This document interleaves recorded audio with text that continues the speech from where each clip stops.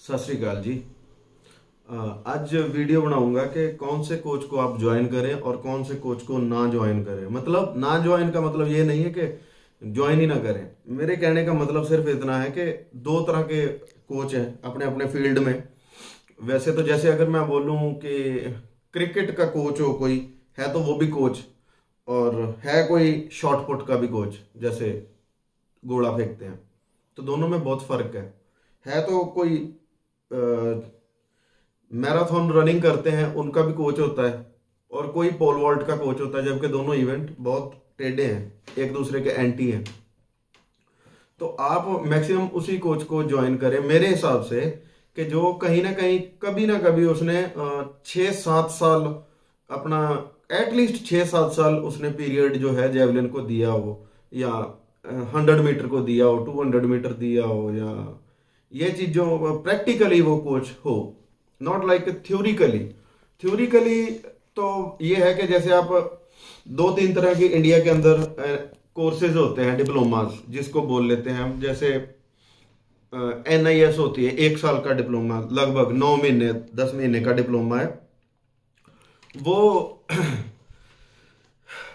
मान लो मेरा event 5000 metre है रनिंग, और मैं करके NIS 1 साल के अंदर, और मुझे जेवलिन के बारे में भी सिखाया जाएगा, जितने भी 25-26 इवेंट हैं सबके बारे में सिखाया जाएगा।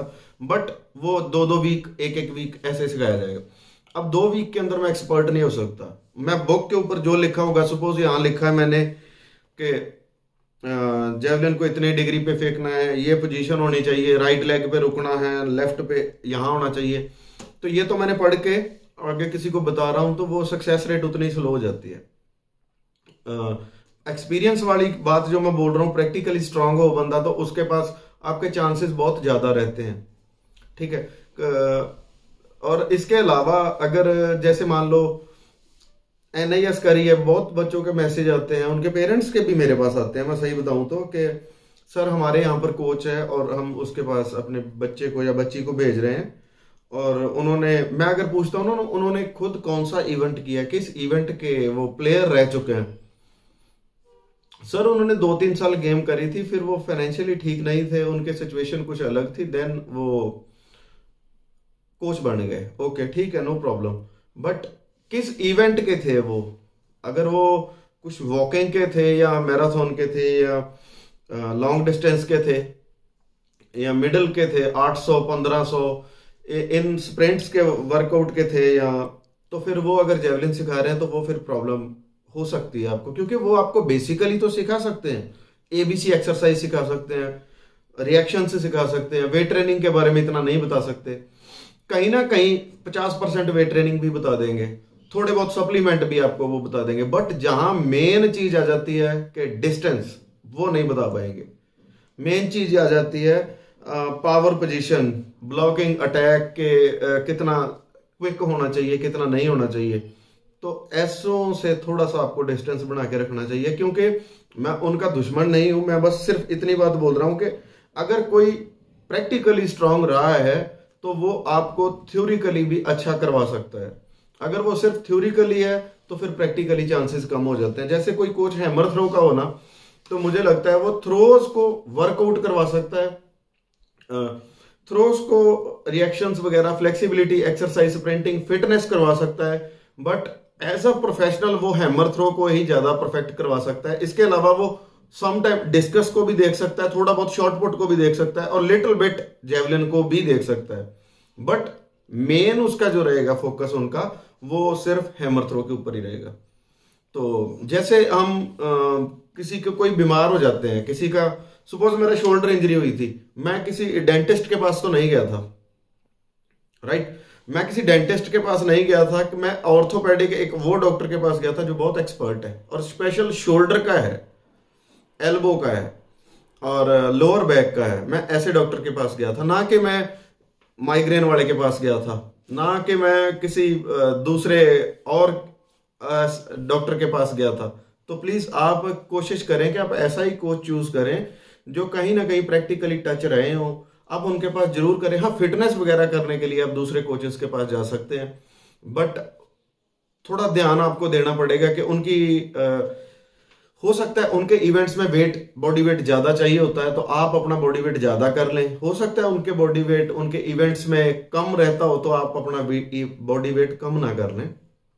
तो प्रैक्टिकली वाले कोच के पास जल्दी सीखे। जैसे मैंने बोला था NIS, शॉर्ट NIS, जिसको LNIP जो ग्वालियर में होती है, एक बेंगलोर में भी होती है NIS।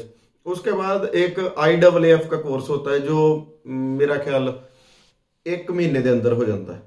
तो 1 महीने के अंदर जो कोर्स हो रहा है, उसके अंदर आप उतने, मेरा ख्याल अपने अपने इवेंट के बारे में तो ठीक हो सकते हो, क्योंकि आपने प्रैक्टिकली कहीं ना कहीं कर रखी है वो चीज। बट थ्योरिकली अगर आप सिर्फ थ्योरिकली पढ़ के आप आगे बता रहे हो तो फिर मुश्किल है। मैं ये बिल्कुल नहीं कह रहा हूं कि प्लेयर बहुत अच्छा हो तो वो एक बहुत अच्छा कोच हो सकता है। नो, मेरा क्वेश्चन थोड़ा अलग है, समझने की कोशिश करना। बहुत सारे कोचेस आज की डेट में ऐसे हैं जिन्होंने अपने टाइम पे गेम बहुत अच्छी नहीं की, बट वो बहुत अच्छे कोच बन गए, क्योंकि वो रहे तो है ना। मैं कह रहा हूं प्रैक्टिकली तो वो थे अच्छे प्लेयर, नहीं थे तो कोई दिक्कत वाली बात नहीं है, आप उनके पास जरूर करें। मैं कभी नहीं कहूंगा कि किसी एक एथलीट ने 65 या 70 मीटर तक थ्रो करी है तो वो एक अच्छा कोच नहीं हो सकता। वो बिल्कुल 100% अच्छा कोच हो सकता है। मैं बात कर रहा हूं एटलीस्ट 65 तो 70 तो करी है ना, जैसे मैं उस चीज के बारे में बात कर रहा हूं। 100 मीटर का कोई बहुत अच्छा एथलीट हो वो अच्छा कोच बन जाए ऐसा नहीं है।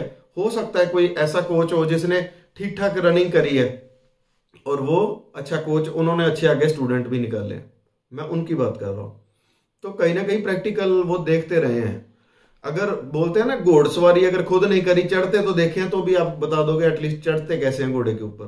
तो एग्जाम्पल है, आप बस थोड़ा प्रैक्टिकली जो है उनके ऊपर भी थोड़ा ज्यादा ध्यान दें। अपने बच्चों को खास करके मैं बोल रहा हूं, बेसिक छोटे बच्चे 14 साल 13 साल 15 साल एटलीस्ट 16 साल, इन उम्र के बारे में मैं आपको बता रहा हूं कि ये उम्र में अगर आप गलत कैच कर जाते हो, क्योंकि बच्चा हमेशा जल्दी कैच करता है, जो आप मैच्योर पकते जाते हैं, आपके एक्सपीरियंस होते जाते हैं, वो आप उतने कम सीखते हैं।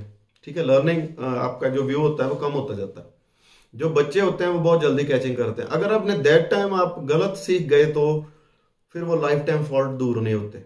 वो छोटे छोटे माइनर फॉल्ट होते हैं, माइनर से मेजर बन जाते हैं, वो फिर वो दूर नहीं होंगे। तो उसी एज में आप कम से कम ठीक प्रैक्टिकली कोच के पास करें। तो मेरी यही है। पता नहीं, हो सकता है मैं बहुत तो मेरे साथ सहमत नहीं होंगे, बट कोई बात नहीं। तो सच ये है। तो प्लीज आप सब अपना बेस अगर अच्छा बनाना चाहते हैं, अपनी टेक्निकली स्ट्रांग होना चाहते हैं, या आप कोई भी इवेंट के, triple jump, 100 metre long jump, बहुत ही सारे इवेंट्स हैं, अपने अपने फील्ड के कोचेस के पास रहेंगे तो मेरा ख्याल जो आप 7-8 साल में शाइन करोगे वो शायद आप 2 साल में शाइन करने लग जाओगे। मेरा कहना इतना ही है। एक आप 6 साल के बाद शाइन करोगे, एक 2 साल में कर जाओगे, तो फर्क है। बेसिक स्ट्रांग हो जाए तो बहुत अच्छा रहेगा। तो आप प्रैक्टिकली जो जिन्होंने किया हो उनके पास करें। दूसरे मेरे दुश्मन नहीं है, बस दूसरों के लिए इतना ही बोल रहा हूं कि वो अपने इवेंट के लिए थोड़ा उनको करवा दें तो ज्यादा बेटर है। ओके, थैंक यू, सत श्री अकाल।